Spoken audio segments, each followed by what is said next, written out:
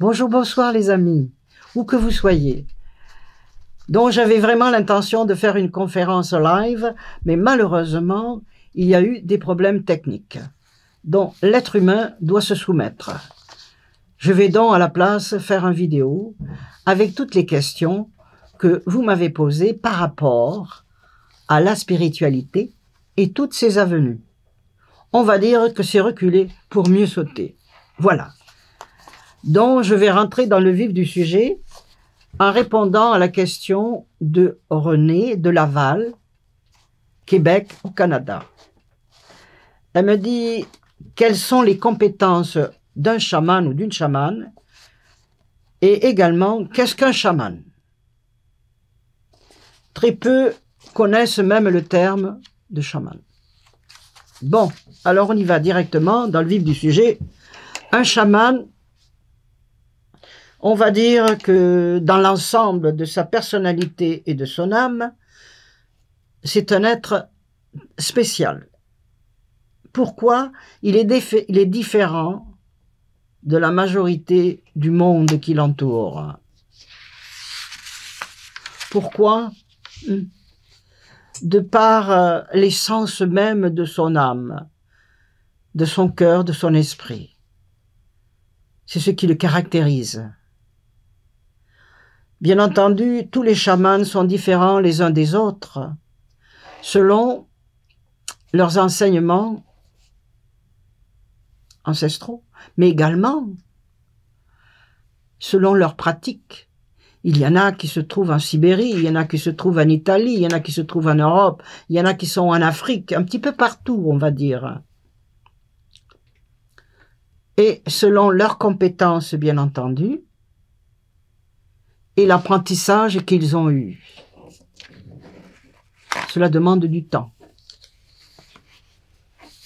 Car, on va dire un chaman comme moi, qui est né ainsi, médium et chaman, eh bien cela demande de la pratique de longues années. C'est ça. En fait, c'est une mission spirituelle que l'être de lumière comme moi va marcher sur sa route et ne pourra pas bifurquer. Il n'a pas le choix. Pourquoi? Parce que lors de sa naissance, même avant sa réincarnation plutôt, dirais-je, eh bien, il a déjà choisi et accepté les expériences qu'il allait vivre comme un simple être humain ou aussi comme un être de lumière. La ligne est déjà tracée, dont il se doit, ou elle se doit, de la suivre. Alors, qu'est-ce qu'il fait? Ben, on va dire qu'une chamane comme moi, on peut dire qu'elle est sage. Ça ne veut pas dire que des fois, je ne fais pas des petites folies. Absolument pas. C'est ça qui me ramène à mon humanité et qui me permet de travailler avec plus de force. Et également, cette sagesse, elle va être à l'intérieur de mon être et je vais la partager. Comme ça. Pas par plaisir, mais parce qu'on doit partager une certaine sagesse que nous avons à l'intérieur de nous. Toutes les chamanes sont comme ça. Et aussi pour le mieux-être des personnes qui vont me rencontrer, qui vont me parler, qui vont me soumettre des problèmes qui doivent être réglés. Quand je dis des problèmes, c'est toujours des problèmes de l'âme. Hein? On parle de l'âme. On ne parle pas d'autre chose ici. Enfin, du moins avec moi. Car l'âme est éternelle, comme vous savez, aussi bien que moi. Et elle a plusieurs facettes. Hein? Alors ça, c'est très important de s'en rendre compte. Et cela va permettre à chaque individu d'évoluer selon son bon vouloir, on va dire. Ça, c'est sûr et certain. Donc, on va prendre, par exemple, que la chamane, comme moi, par exemple, va aller de l'avant contre vents et marées. Elle va se surpasser à chaque fois. Parce que c'est sa mission. Tout simplement. Avec humilité. Ça, c'est la réponse que j'ai donnée à René. Qu'est-ce que c'est un ou une chamane? Voilà. Maintenant, la deuxième question était, j'en reviens là, c'est ça. Ah ouais. Quelles sont les compétences de la chamane ou d'un chaman? Ok.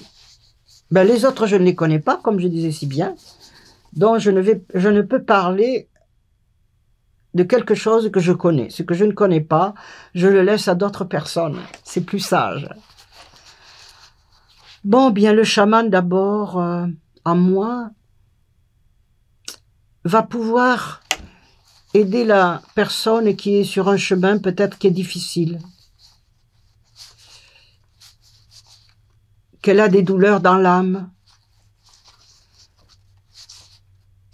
des élans fermés, des nœuds qui sont à l'intérieur d'elle-même et qu'il faut les effacer. Je vais donc pouvoir le faire sans aucun contact physique. Oui. C'est pour ça que c'est magique. Non, je ne fais pas de massage. Et la personne se sentira beaucoup plus légère. On va enlever dans le monde des esprits, selon le plan divin, je vais pouvoir aider cette personne, si vraiment elle le désire. Voilà. Sans aucun contact physique, comme je disais. Ça, c'est le chamanisme, ça s'appelle. Également, si une personne en face de moi a besoin d'avoir des informations sur elle-même, ou plus en profondeur, sur le chemin dans lequel elle se trouve, est-ce que c'est bien, est-ce que c'est pas bien, est-ce que je dois tourner à droite, est-ce que je peux aller à gauche? Eh bien, je vais le faire avec les archives akashiques, ou appelée communément la lecture de l'âme. Une fois que j'aurai transmis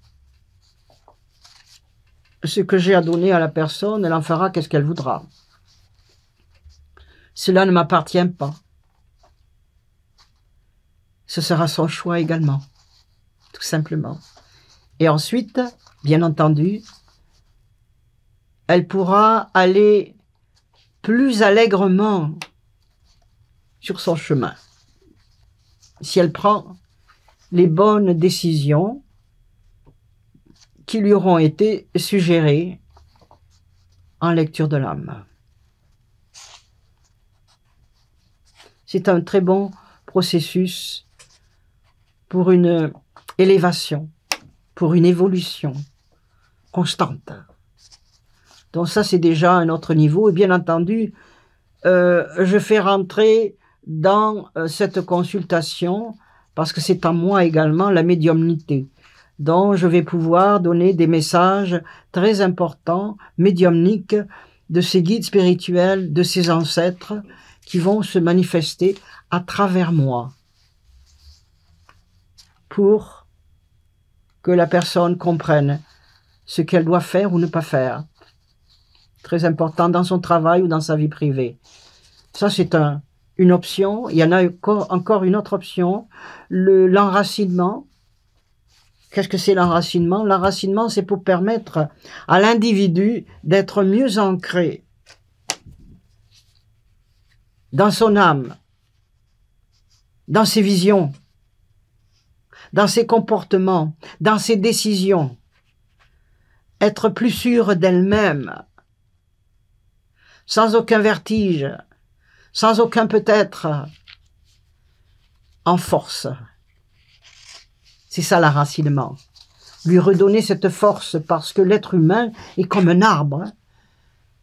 Et si les racines sont un petit peu sorties de terre, il faut encore les remettre en place. Cela va se faire avec le chamanisme.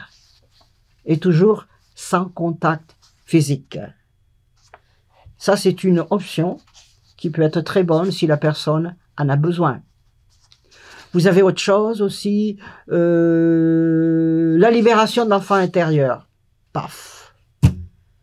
Beaucoup de personnes ont des inconforts à l'intérieur d'elle-même, parce que l'enfant intérieur est comme prisonnier de souvenirs plus ou moins désagréables qui l'enferment à l'intérieur d'elle-même, alors que l'enfant intérieur veut grandir, veut sortir comme une grande fleur. Moi, je vois l'enfant intérieur comme une fleur. Une fois que la libération de cet enfant intérieur sera faite, automatiquement, la personne va ressentir davantage de bonheur, de joie de vivre. Il n'y a plus grand-chose qui va la tirailler. Ça, c'est très important. Il y a aussi ce que moi j'appelle, enfin, c'est le terme tel quel, les rituels. Les rituels, qu'est-ce que c'est? C'est une action qui va être posée, selon le plan divin, bien entendu, dans ce que la personne a besoin. Est-ce qu'elle veut changer de travail? Est-ce qu'elle veut faire un voyage? Est-ce qu'il y a un gentil jeune homme ou une gentille jeune fille qui lui plaît, mais qu'il ou n'ose pas se manifester? On va faire un rituel à ce niveau, au niveau de l'amour. Et si la personne lui est destinée, elle va venir très rapidement. Mais si la personne n'est pas pour elle, la personne va s'en aller. C'est aussi simple. C'est-à-dire que dans le rituel, le processus d'attraction va être accéléré de la bonne manière, avec de la lumière bien entendu. Sinon, ce serait un autre niveau, lequel je ne touche pas, bien entendu aussi. Alors ça, c'est une des options, qui permet aux individus d'aller davantage de l'avant selon leurs besoins. Du moment ou de demain, qu'importe. Ça, c'est des options très importantes. Aussi, je donne ce que moi j'appelle des suggestions aux personnes qui ne savent pas comment tourner le volant de leur voiture. Donc je vais pouvoir me manifester spirituellement parlant afin qu'elles aillent dans l'autoroute de leur existence avec plaisir, sans à-coups de frein inutiles. Ça, c'est une des façons de procéder, bien sûr. Il y a autre chose qu'une chamane peut faire comme moi, mais je vous invite à aller voir tous mes autres vidéos qui sont informatifs. Vous m'en donnerez des nouvelles. D'accord? Je vais poursuivre avec les questions qui m'ont été posées, encore de René. Comment reconnaître qu'un défunt essaie de communiquer avec nous? Eh bien d'abord, c'est un langage, c'est une situation d'âme à âme. Alors comment vous allez pouvoir le reconnaître? C'est bien simple.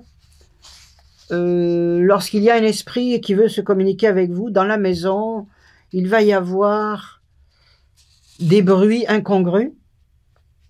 Vous allez avoir les appareils électriques qui vont sauter de gauche à droite, les toasters qui vont se manifester, les lumières qui vont faire clic, clic, clic. Vous allez avoir des frissons, ou vous allez avoir froid, ou vous allez avoir chaud. Ça veut dire qu'il y a une âme qui essaie de se communiquer. Maintenant, le tout est de savoir quel genre d'esprit est là. Hein, c'est là où il faut faire très attention. Car n'oubliez pas, nous avons des bons esprits et nous avons des esprits entre les deux et vous avez des esprits terribles dont on ne s'ouvre pas à la communication spirituelle sans savoir quelle est l'énergie réelle de l'esprit qui veut se communiquer avec vous. Bon, bien entendu, cela ne veut pas dire que vous allez devenir comme par enchantement, un très grand médium. Non, c'est pas ainsi que cela se passe. Vous pouvez avoir ce que moi j'appelle, ou que tout le monde appelle, bien entendu, l'intuition. C'est extraordinaire. L'intuition va vous diriger. Parce que l'esprit qui veut se communiquer avec vous, mettons, il vous a donné, si c'est quelqu'un de votre famille, il vous a donné un bijou, et bien d'un seul coup, vous allez aller dans la chambre qui vous appartient, et vous allez retrouver le bijou que cette âme vous a donné avant son départ dans le monde de la lumière. Ça, c'est un signal, c'est comme une clochette, c'est un exemple que je vous donne, mais qui est flagrant, parce que ça se poursuit souvent comme ça. Ou bien vous allez rêver de cet esprit qui désire se communiquer avec vous. Bien entendu. Alors, la prudence est quand même de mise en toutes choses. J'espère que René, que cela a répondu à vos questions, bien entendu. Ça m'a fait plaisir de vous y répondre. Alors là, je vais passer à Julie de Montpellier. Ça se trouve en France. Quelle est la différence entre la spiritualité et la religion? Une grande différence, Julie. C'est comme si on parle de la main gauche et on parle de la main droite. Hein. Elles sont similaires, mais elles sont très différentes l'une de l'autre. Pourquoi? Parce que la spiritualité est un mode de vie. Et que la religion que l'on suit, avec les ABC que cela comporte, eh bien, en règle générale, les religions sont faites avec des dogmes, avec des règlements, avec des récompenses si on est gentil, des châtiments si on ne l'est pas. Alors, c'est très, comme vous pouvez le constater, très différent l'une de l'autre. Je vais aller à la deuxième question. Peut-on être les deux à la fois et trouver un juste milieu? Oui, oui, bien entendu. Bien entendu, vous pouvez porter un gant rouge et un gant bleu et vous les rassemblez comme ça. Et vous en faites qu'est-ce que vous voulez. C'est votre choix. C'est aussi simple. D'accord? Alors voilà ce que je voulais vous dire. Il y en a autre chose pour vous, Julie? Peut-on dire que la notion de la spiritualité est propre à chacun ou chacune? Oui, bien entendu. Car chacun voit midi à sa porte. Ça dépend qu'est-ce qu'on va faire de la spiritualité. Comment on l'entrevoit, comment on la comprend et comment on la pratique. C'est différent d'une personne à l'autre. C'est sûr et certain. Une autre question de notre amie Julie. Avons-nous le libre arbitre pour choisir notre propre avenue spirituelle? Mais bien entendu, c'est l'âme qui décide tout, hein? Bien entendu, et votre bon vouloir, on va dire.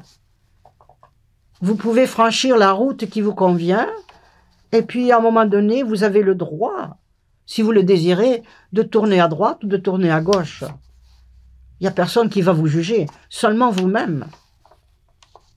Donc c'est très facile. Alors voilà pour notre amie Julie. Merci encore. Alors là, j'ai d'autres questions. Alors là, c'est un gentil monsieur. C'est Daniel de Vaudreuil à Québec, Canada. Ma conjointe est dans la religion, tous les dimanches à la messe catholique. Et moi, pas du tout. Je suis ingénieur et cela me dépasse souvent. Mais je comprends. On va dire que c'est deux mondes différents, le rationnel et le catholicisme. Mais ça peut aller ensemble comme les 10 doigts de la main. Alors je vous suggère juste une petite chose. Laissez vos livres d'ingénierie sur la table pour que votre femme, votre conjointe puisse jeter un petit coup d'œil.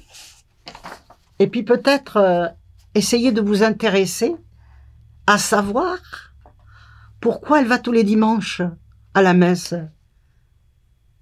Ça pourrait aussi bien vous intéresser, ou vous pourriez tous les deux en parler sur le sofa, tranquillement, pour essayer de mieux vous comprendre et de vous suivre. C'est facile, vous allez voir. Voilà, je vous remercie. Ensuite, j'ai un autre jeune homme, Guy de Marseille, en France. On va faire le tour du monde si ça continue. Ok. Il me semble, car je pense que la spiritualité est un signe de sagesse. Qu'en pensez-vous? Un signe de sagesse, c'est peut-être un peu trop fort à mon goût. Je répète encore que c'est un mode de vie à suivre. Il n'y a pas de règlement. C'est les seuls règlements qui vont être suivis.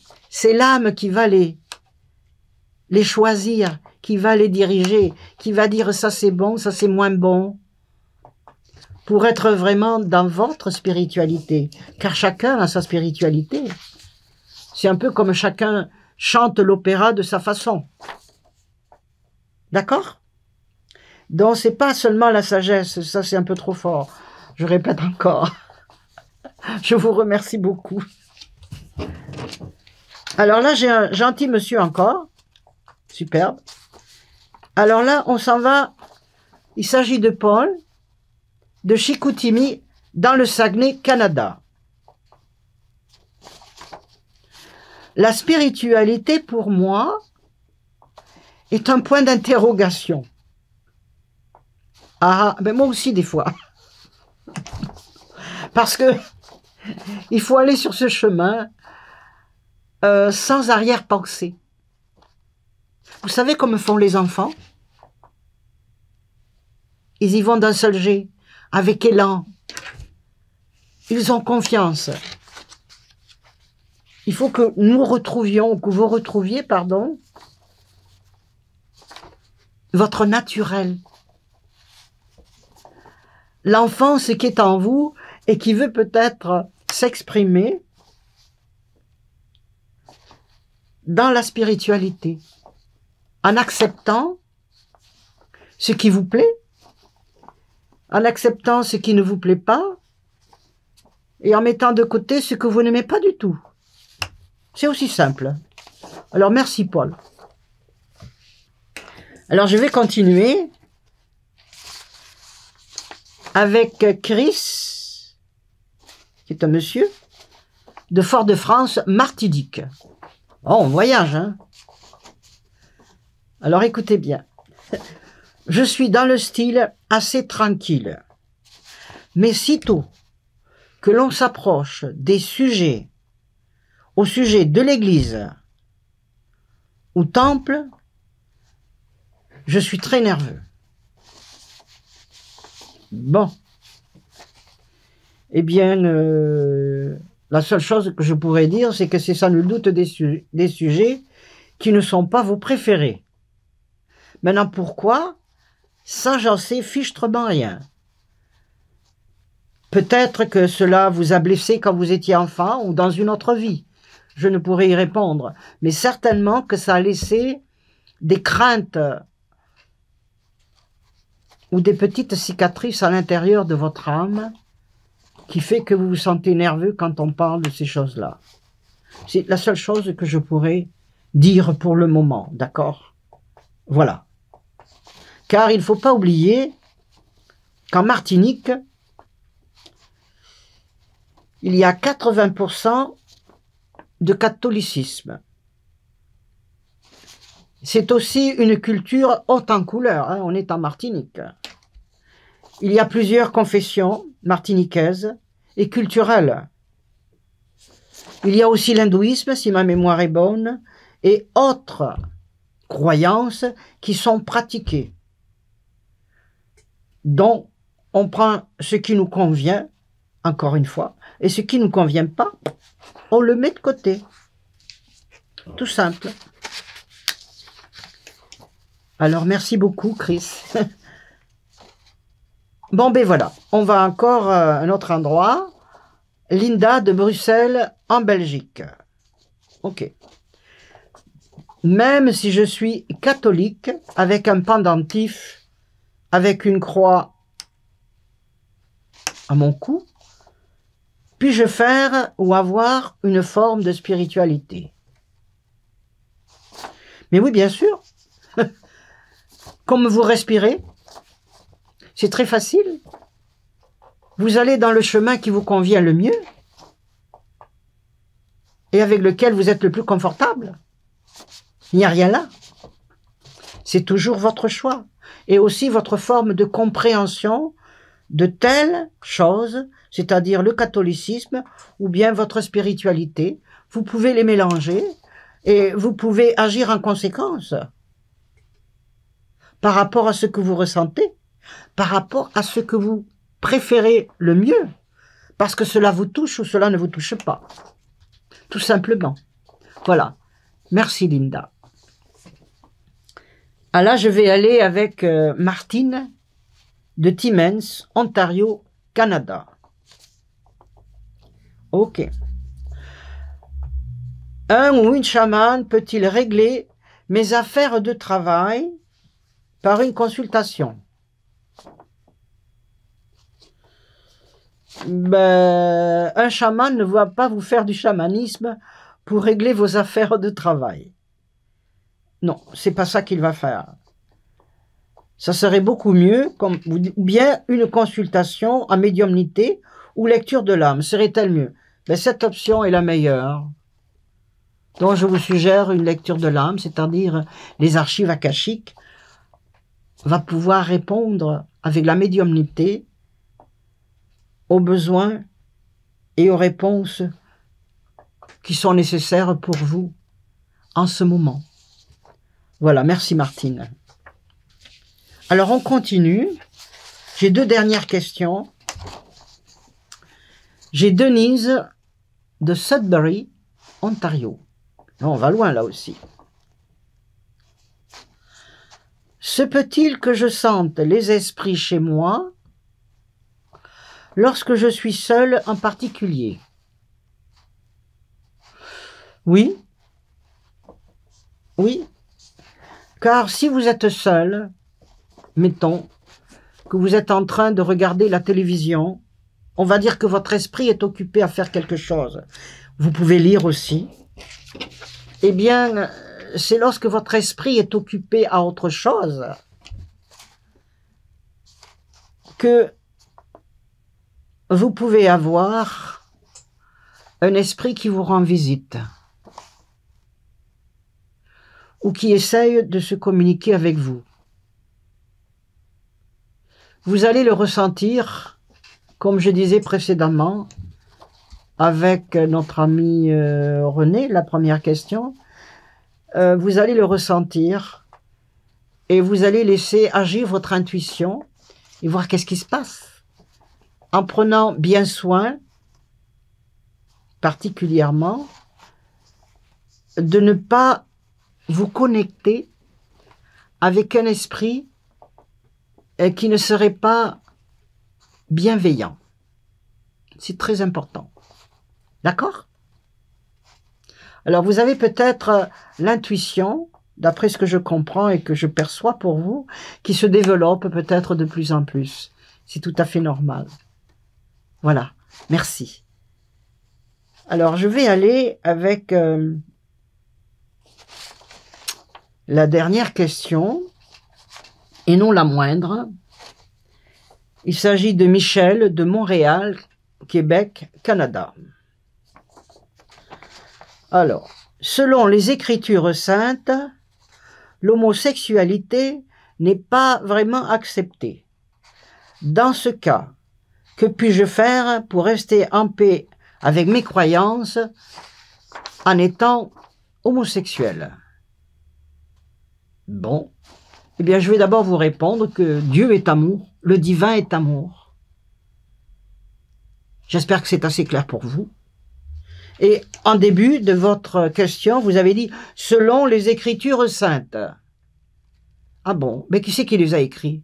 Un savant? J'étais pas là. Vous n'étiez pas là non plus. Alors c'est à vous de juger. Qu'est-ce qui vous convient le mieux dans vos croyances, tout en respectant la personne entière que vous êtes? Et je répète pour terminer, Dieu est amour. C'est aussi simple que cela. Alors je vous dis un grand merci à tous pour toutes ces belles questions que vous m'avez posées. Et je vous prie de m'excuser encore une fois si j'ai eu des problèmes techniques, mais je vous enverrai donc sans faute toutes les réponses que je vous ai données aux questions que vous m'avez soumises. Ce sera fait avec joie, amour et lumière. Et je vous dis, mes amis, merci d'être là, merci d'être présent, merci de croire, merci de partager votre spiritualité, car dans la période dans laquelle nous sommes, le monde entier en a besoin. Votre voisin, votre cousine, votre frère, votre sœur, vos beaux-parents, tout le monde, moi-même y compris. Je vous dis les amis, à très bientôt. Au revoir.